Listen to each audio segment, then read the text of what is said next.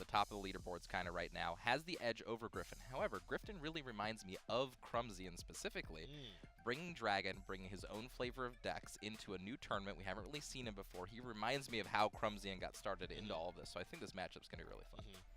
Well, we'll see. We're going to be loading into the losers semis, I believe it is. It's kind of hard to tell with double elimination, but I believe it is the losers semis. Crumsion versus Griffn. I like what I've seen today. I don't know. Has Crumsion ever showed us his face yet? No, Crumsion is a mysterious individual. Stop being this dark, ambiguous figure, Crumsion. Let us see who you are. It's kind of cool. Yeah, you've got fans now. Let them see you. It's kind of anime. A little bit. He's going to do a face reveal dramatically at the end. Absolutely. And actually, we see Griffin's Runecraft deck makes it through. Interesting.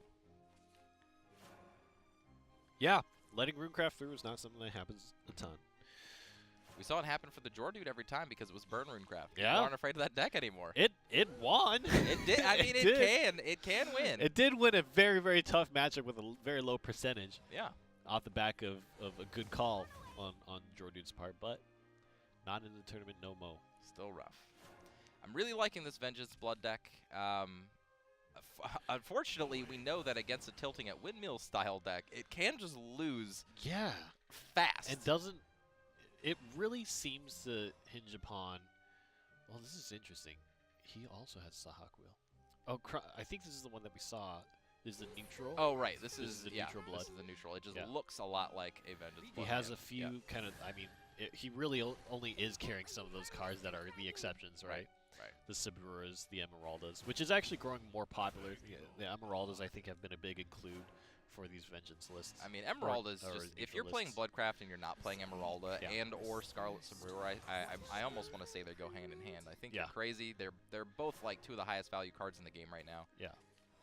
And Sawquill's right up along there with it. Like, you know what? I kind of like the direction that Crumsion took this Bloodcraft deck because it just does have so much high value into it. You've got Hector.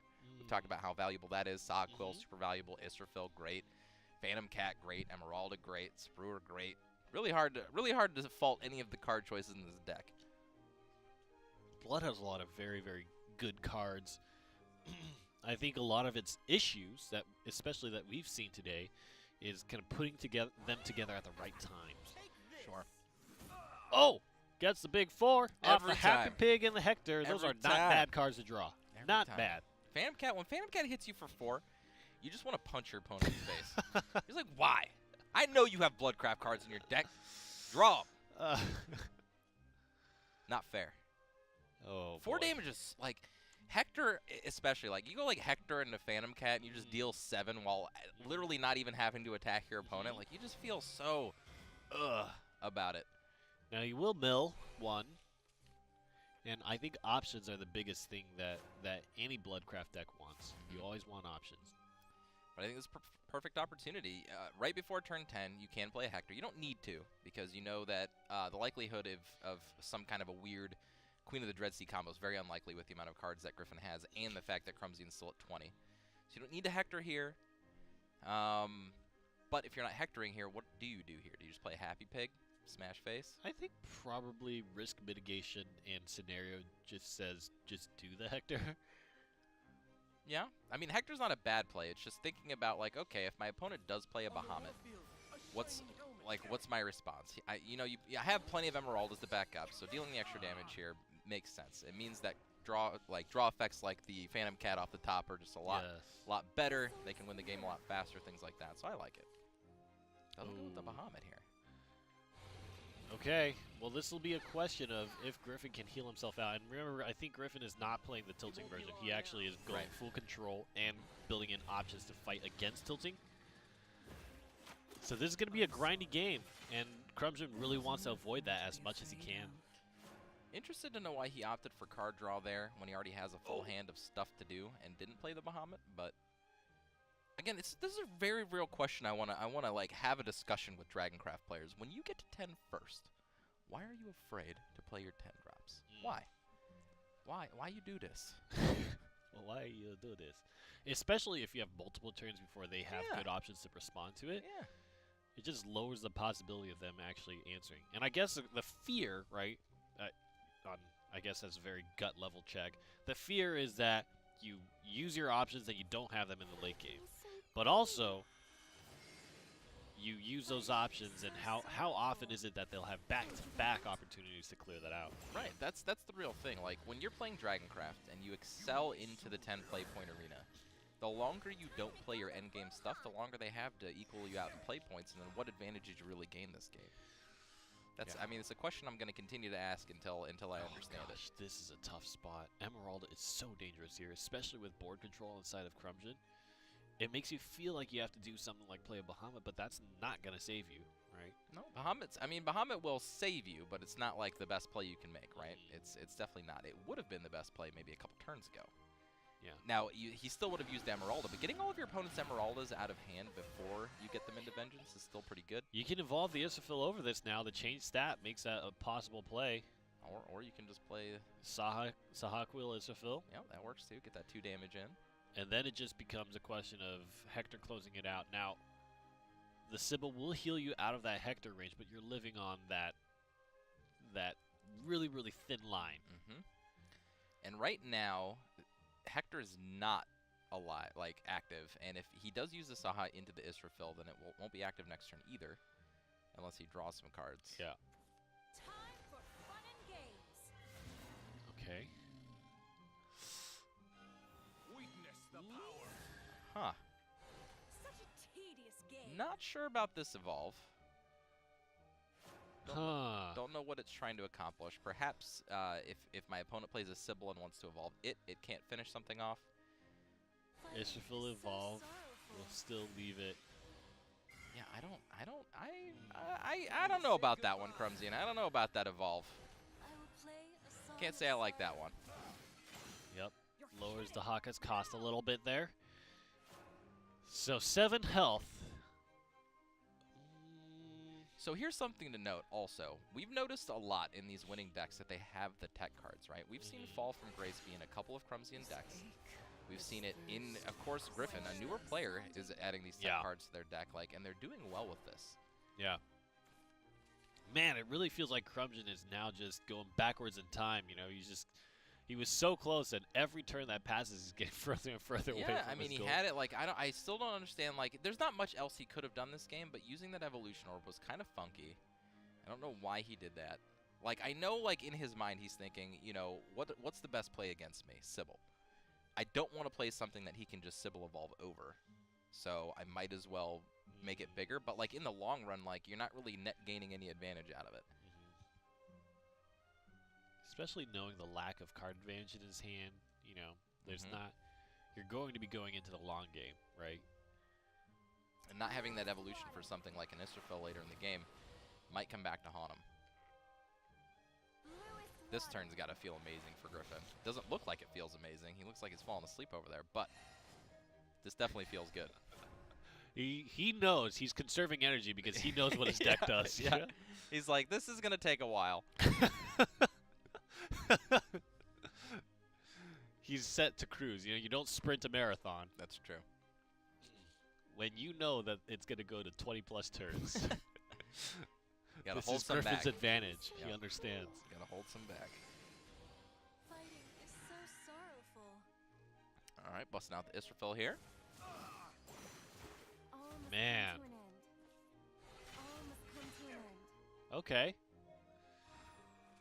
Don't mind What it. is in hand? There's no evolution orb, so Israfil isn't a big thing. Zeus is pretty cool. Zeus is cool. That Sabrewer makes that play really rough. So he's going to opt to remove. And Rahab flexing again, showing its strength as a 4 play point ward in the late game for Dragoncraft. Yep, this will almost assuredly prompt an Emeralda from Crumsion unless he draws a better option for that.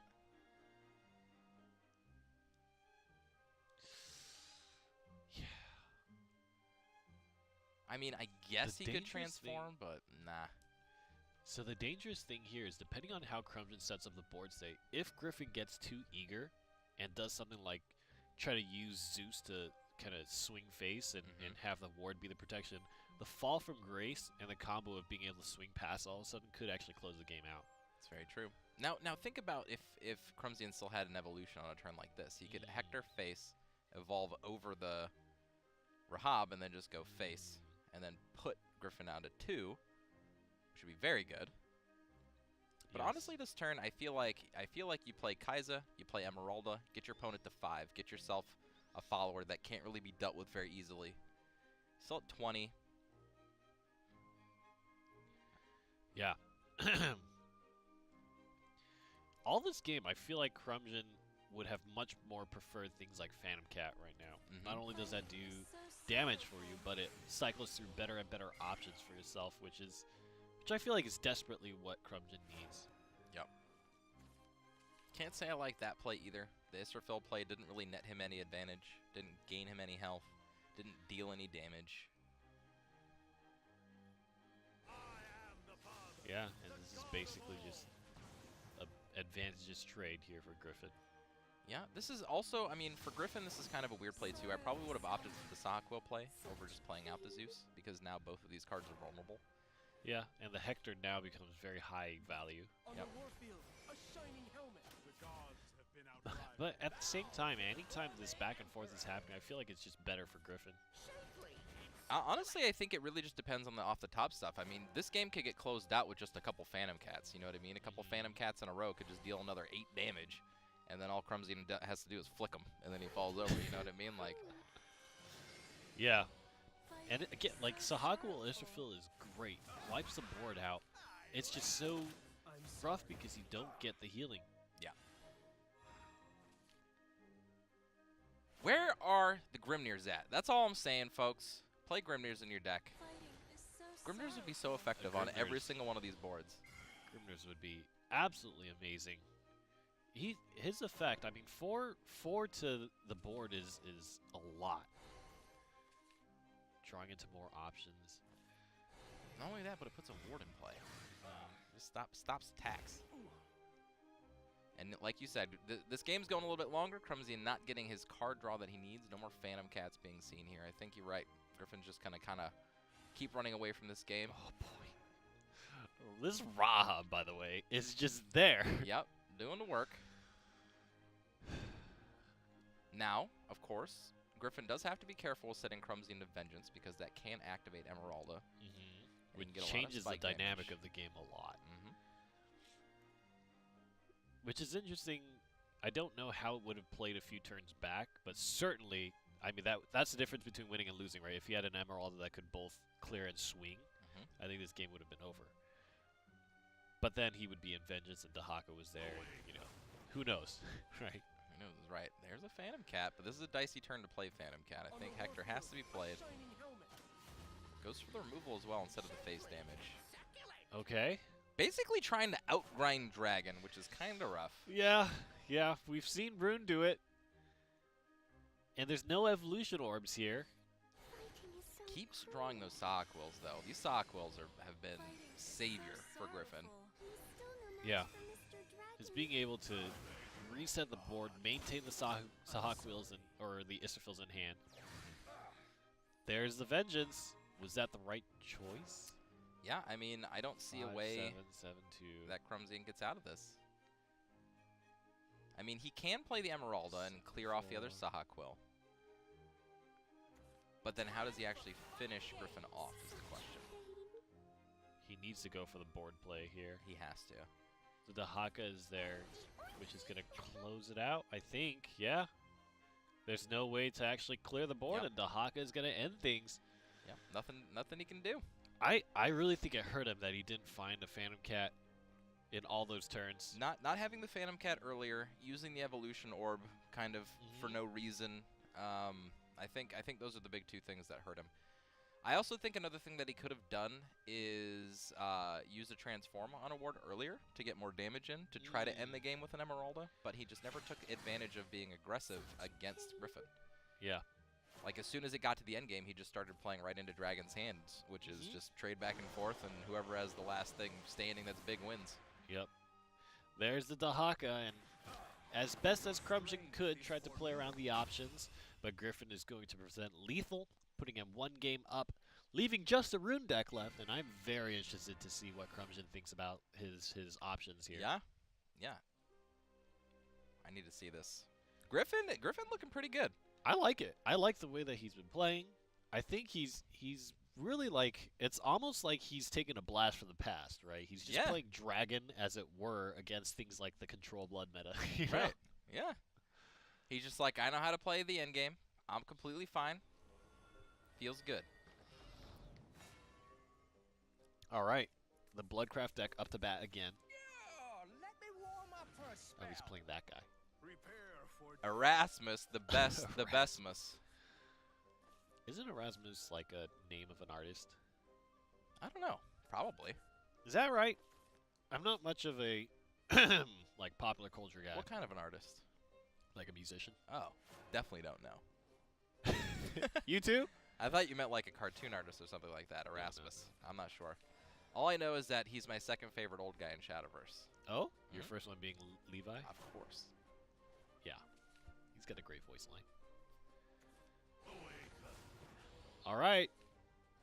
Ooh. We You didn't have see that? that spice yet. Yeah. You have little, that? Little Spawn of the Abyss action in there. I like it. Griffn also playing that Burn Rune. Mm-hmm. And I think this is... yeah. I don't know. Again, Hector just seems like such a better card for this matchup. You know what I mean? It gives you so much advantage and so consistently. Yeah.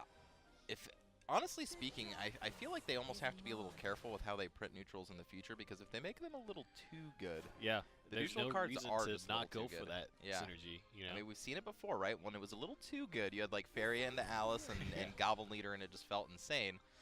Now there's just good cards left over, Yeah. but if you make them just a little bit better, I could see them being a little too good, yeah. The neutrals that I've really liked are the neutrals that have been very similar to Fall from Grace, you know? Mm-hmm. And Mr. Full Moon. I've liked those neutrals. They're tasteful. They're options that are available to all crafts. And like being able to play like neutral mid-range / control just feels kind of cool, because technically you can do it in any class that you want to. That's why we see the neutral Force, Rune, Blood. Those have been the main three. Yeah. Oh my god, this is when Mage of Nightfall goes crazy! 6 damage plus the Piercing Rune. This is not a small amount of damage. Yeah. Yeah. That really sets the tone for the Burn Rune player, right? Yeah, and like where Hector would be an option that you want, it doesn't really feel good this turn, because the Hector would have to trade into the Mage of Nightfall. Which is kind of stinky. Yeah. And Griffin's going second. You know, he has the board presence, he has a life lead, he has the evolution orb advantage. He does not have any finishing power in his hand, but he does have telescopes to try to draw into something. I think that'll push off of a Carl, and we've seen this kind of before, where Carl just kind of gets you a nice little advantage. Basically has to go with this line. I feel like you can't really just let that Mage of Nightfall stay. I mean, you can try with the Baphomet, and you can like attack with the Pure-Hearted Singer to get a better, you know, play this turn. But Pure-Hearted Singer has really been getting punished, I feel like, this week or in this tournament. It's an include in so many lists because it's such good card advantage, but I feel like multiple times today we've seen that 1 damage follower just be so lackluster. it's almost like a skip turn. Like, you get better options. Like, it makes sense to me if you're playing it in a deck with like Sahquills and stuff, because it can get you the options to play with them. But if you're just playing it like in a Vengeance Blood deck or something like that, like, it just doesn't do anything. Yeah. It's made the difference between... Oh, my God. Like, if your deck's slow, I guess it doesn't really hurt it to be slow. You know what I Yeah. mean? Like, that's the whole point. But if you're playing something else, yeah, Pure-Hearted Singer is a great card. And I know why it's included in a lot of decks these days. But I think you're right. I think they over-include it. Too many It copies, really feels more like it's decks. been hurting. You're left with a card that can't trade back this evolution advantage. Now you're in the same spot, right? Your Hector is not quite enough to swing over the board. You need to evolve again, and you're left with a 2 defense Hector, which is Piercing Runable. Yep. Right? Whereas if your Pure-Hearted Singer had a few more stats, maybe the Carl is Hectorable, right? Tell you what cards don't look overplayed or overused is Sahquill and Israfil. I don't think that pair is really going to go anywhere until something of that rotates out. Unfortunately, I feel like that pair is just so good. Man, and this is big because now this means that the Spawn of the Abyss does not have an evolution orb to go with it, right? It's true. Spawn of the Abyss, I don't really think does. It's still 11 damage out the gates from an ambush, which is pretty insane. Yeah. Ah, of course, the answer draw. That is. As we talk about Spawn of the Abyss, Mutagenic Bolt. Mutagenic freshly Bolt is drawn. so good! It doesn't do anything. It's terrible. Hello? Never play this card. Oh, man. That is rough. Griffin has just been setting the pace this entire time. And he looks very relaxed right now. He's all the way back in his couch now. Yeah. Yeah. He knows. He's going for the long run. He's got that cordless mouse, I imagine, just like laying all the way back.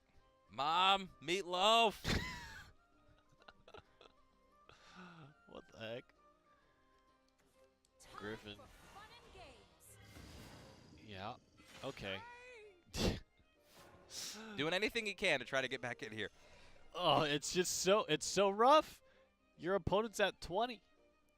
Now he does need to draw some better game finishing options here.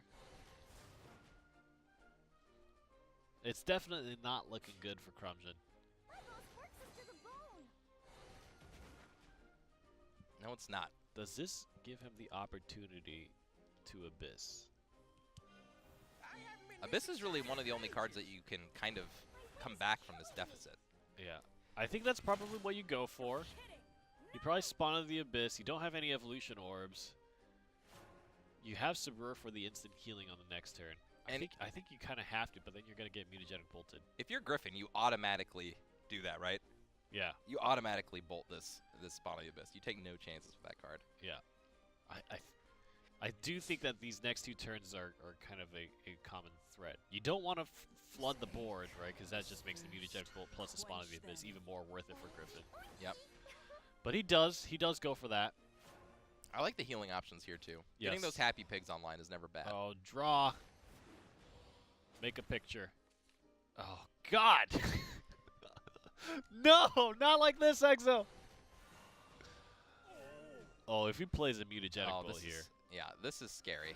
This is scary. Yep. When you have a full board of sigils and like just no way to crack The it, like Emeralda is here. You can Phantom Cat. I think. oh wow. Okay, so this might actually draw the Mutagenic Bolt, and that's going to mean bad news. Gets the healing, doesn't actually suffer the drawback of not having the Evolution Orb, gets rid of the Mutagenic Bolt. This is all going on upside for Griffin.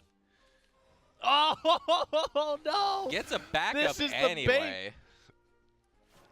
To be fair, Griffin might actually lose the backswing of these Flame Rats. It's true. He doesn't have anything to push forward or ahead in damage at the moment. Maybe seeing, I would say one card in hand. You just saw Mutagenic Bolt. I would just play. You just the go all Spawn. in. Yeah, Yeah. I don't think you don't play the Spawn here for sure. Of course, we know that that's gonna hurt a little bit. Yes, but again, I think without you're fine. yeah, I think you're fine though. Without any way to push more damage, Griffin doesn't have a way to do anything. He can't like the Carl doesn't even give him an advantage here because Yeah. the sigil will not hit play. Oh my gosh, what? Griffin just. This feels so bad. And this is just it. Emeralda from hand, right? Yeah, That's Emeralda sad. from hand. Now, there is still one opportunity for Griffin to fight back, right? Because Emeralda's going to do 4. Oh, no, the Flame Rats still haven't swung. Yep, Yeah. yep, this is it. Oh, Like no. even being so far ahead. Ugh. Yeah, just no card draws, no way to use any of those sigils. That can't feel good at all. Oh, no. So Crumsion's going to tie this up. And now we get to see if Griffin can pull off of the Jor dude against Dragon here. Yeah, that was a big match for Griffin to win, and he was looking so good. He I mean, looks so starting good out. the whole game. But that's the problem with these Runecraft decks. Like, they're so fly by the seat of your pants. It's just Yeah. what do you draw on what turn? Can you Mhm. keep propelling this early tempo that you've gained? I guess the only other consideration is should you have put your opponent in Vengeance at that time? That's true. That's the only did you need to consideration. wait? He activated 2 Emeraldas over the course of that game. And we know the last one was lethal. Yep. I mean, the first one added to the lethal as well, right? Yeah. I mean, getting the extra 4 damage in from Emeralda is huge. If you know you don't have the reach to close the game out, do you put your opponent in Vengeance? And I think Griffin paid that price. It's a tough call. I don't know if he would have actually been in any better of a spot if he didn't, but Well, this is a perfect-looking hand for Griffin. He's got the 1-2-3 play into a Mage of Nightfall, which is technically what you almost always want to be doing against Dragoncraft. Mage Yeah. of Nightfall early is great. Almost works us to the bone. Usually you'd want this to be a Magic Illusionist, but this is also fine. Yep. However, if it was a Magic Illusionist, then that Mage of Nightfall would not get the bonus. Yeah. And that's really the big, like, you are almost just throwing away your sigils sometimes, it feels like. Yeah, well, you've got to. You've got to. But, like, that kind of plays well. Like, that's why this deck's kind of cool, right? It's funky, but it's cool. Like, the early games where you discard your entire hand, like, you can draw Oz, and it just refills the entire thing. Sometimes you just get this clunky hand where you can't play everything. Okay. This, I think, is actually going to hurt, especially because you have a Sybil. Yeah, I think there's a Sybil in hand. But even that might actually just come too late. I mean, next turn, what is it? Evolve Viola? I honestly think you pass here and save both of the evolution orbs for your Mage of Nightfalls. Yes, absolutely. Because you don't give your opponent the option to take care of these Mage of Nightfalls. Yeah. This is not a play that you would see most people make, though, so I'm not sure if Griffin will take that line, but I would. Like, you just got to think, right? Like, how do they answer you back? Like, next turn, they play whatever, their turn 4 play, which is awful for Dragon every single time. Yeah. Now you give him a target to actually do something. Like, he can play an Ayala Evolve, doesn't even have to use the burn spell.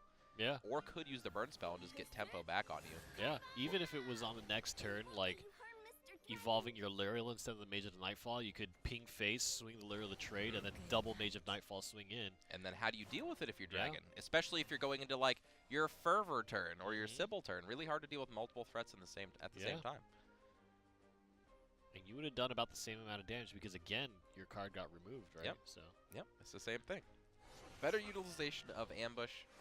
This is what I always try to point out is when can you evolve better? When can you wait on attacks better? Like, all of these things. So this is okay, but still, if there is something like a Salamander, it's still very handleable. Handleable. Handleable. So he's going to be left with a 4-3 and a 2-2 if he opts to evolve Luriel. Yep, I think he should.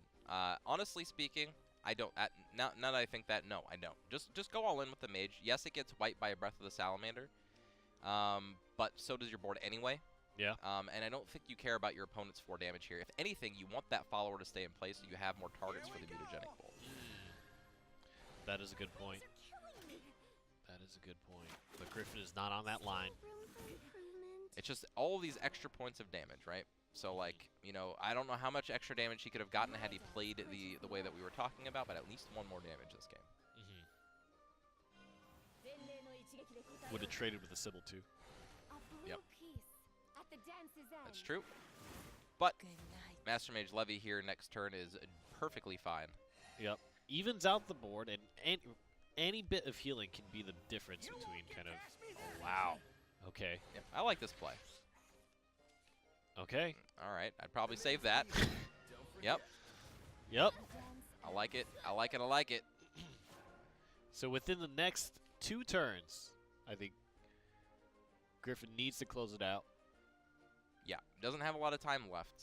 He does have the Mutagenic Bolt, though, so if there is a favorable board, Mutagenic Bolt is great. Also, like, Mutagenic Bolt is probably the actual best removal card in the game right now. Why I say that is because there aren't banish cards anymore. There aren't, like, you know... Transform is a good way to get around wards, to get around last word effects, to get around large health pools. Yeah. And so it gives you versatile. that damage. Right? Yeah, it gives you the damage. Plus, you can play it for 1 with Wizard of Savaz. I mean, there's so many upsides to the card right now. Yeah, it really extends your reach very well.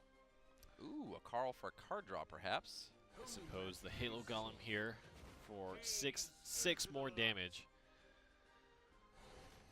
Oh, okay. I like it. The game is closing out. You rapidly want to find whatever you can to secure that, especially because you don't control that right now. That's right. And there's not really any good options still for Crumsion. Crumsion does not have a good way to get out of this. Ugh. Oh, God. Oh, no. Well, when we asked Griffin the question, how does your Runecraft deck do against Dragon? I mean, apparently you're 100% because Dragoncraft just ain't doing nothing. Diddly squat. Yeah. Drawn into no options. It's all about that pace, right? And I think with how overloaded this deck is with Pure-Hearted Singers, Dragon Oracles, Isla's, you know, that's basically this Where hand. are your 2-for-1s, right? Like, where are the Dragon Warriors in your deck? Where are the, you know, the things that can help you get back in the They mid all game? expect to ramp past that point. Yeah.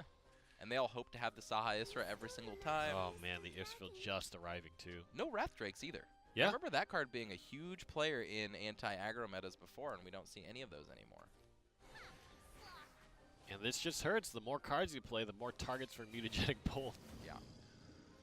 It's like the weirdest feeling, too. You're playing against this deck, you're just like, Yeah. I finally get board control back, and they're like, actually, that board control is not good for you. Yeah, that's... Is that it? Nope, not quite. 2+2.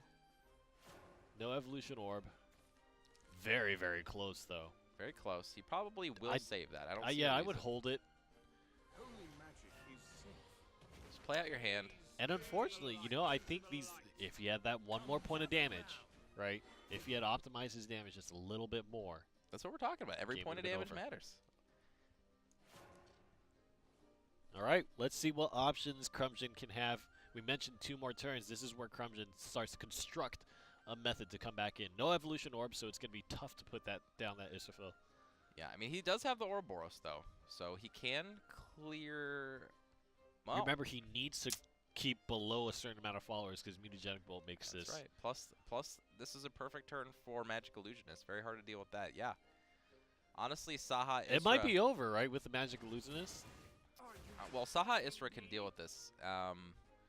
But if you leave the Saha behind... Oh, he's not. He's doing it in an improper order.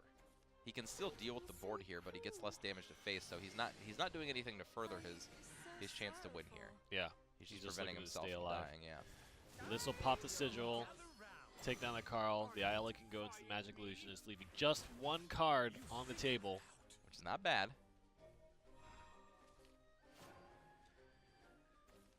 There it is. Oh, Something. No, not again. Not again. Not again. I can feel this happening again. Something. I think you just pass again. Uh-oh. Oh, no. Oh, no, no, no. I think you go for it.